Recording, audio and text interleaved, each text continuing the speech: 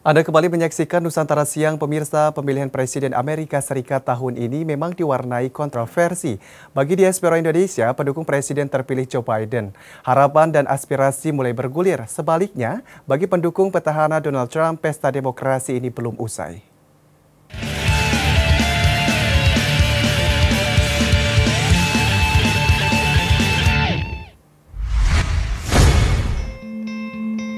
Susah juga sih ya, soalnya kita tuh jadi sensitif. Kalau berdebatnya sehat, berdebatnya sebagai teman, ya nggak apa-apa. Kadang-kadang you can lose a friend, but you can also gain a friend. Seperti pengalaman Andi Oi, diaspora Indonesia di Los Angeles pendukung petahana Donald Trump, perdebatan hasil Pilpres AS 3 November lalu masih berlanjut.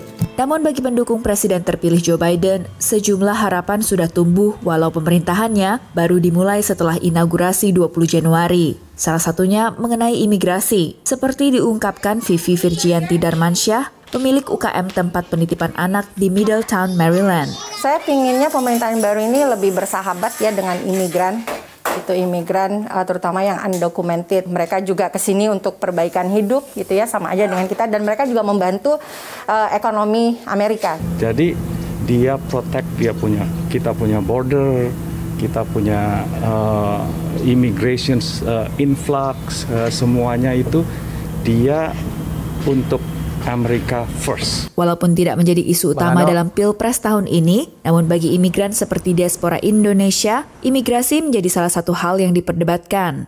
Ini dibenarkan Oscar Saki, Ketua Indonesian American Association atau IAA, organisasi nirlaba di Washington DC yang aktif memberikan advokasi terkait isu-isu imigrasi. Isu-isu yang utama bagi mereka adalah isu-isu yang memang berkaitan dengan isu sehari-hari, misalnya seperti imigrasi, pendidikan, kesehatan, hal-hal seperti itu gitu loh. Keterlibatan dalam Pilpres seperti ini dianggap penting oleh Oscar untuk ikut menyuarakan kepentingan imigran di negara baru mereka. Dan juga sangat penting untuk anggota diaspora Indonesia untuk aktif berpartisipasi dalam hal-hal yang tentu tidak berkaitan dengan misalnya pemilihan atau apa, kalau memang mereka tidak punya status, seperti mengisi survei gitu ya, sensus misalnya.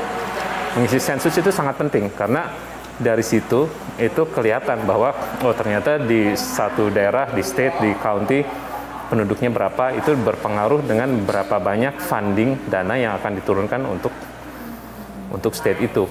Menyambut hasil Pilpres, Oscar juga berharap keterlibatan diaspora Indonesia di kancah politik Amerika dapat semakin bertambah. Ini sejalan dengan aspirasi Nabila Prasetyawan, mahasiswi di University of Maryland. Ia melihat terpilihnya Kamala Harris membuka pintu bagi kelompok-kelompok minoritas lain. And so that's really exciting for me as a young woman who wants to get into politics, who wants to work in the government. And so it's really inspiring to see someone who looks like me, who is a child of immigrants, who can become this influential, who can be at the top of our U.S. government. Harapan dan aspirasi boleh bergulir, namun bagi sebagian pendukung petahana seperti Helen Ray Heller, pesta demokrasi belum selesai. Itu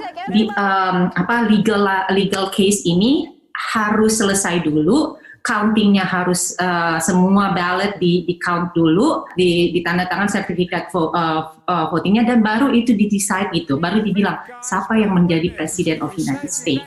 Kalau untuk saya, siapapun yang menang, he becomes my president. Dari Los Angeles, California dan Rockville, Maryland, tim VOA.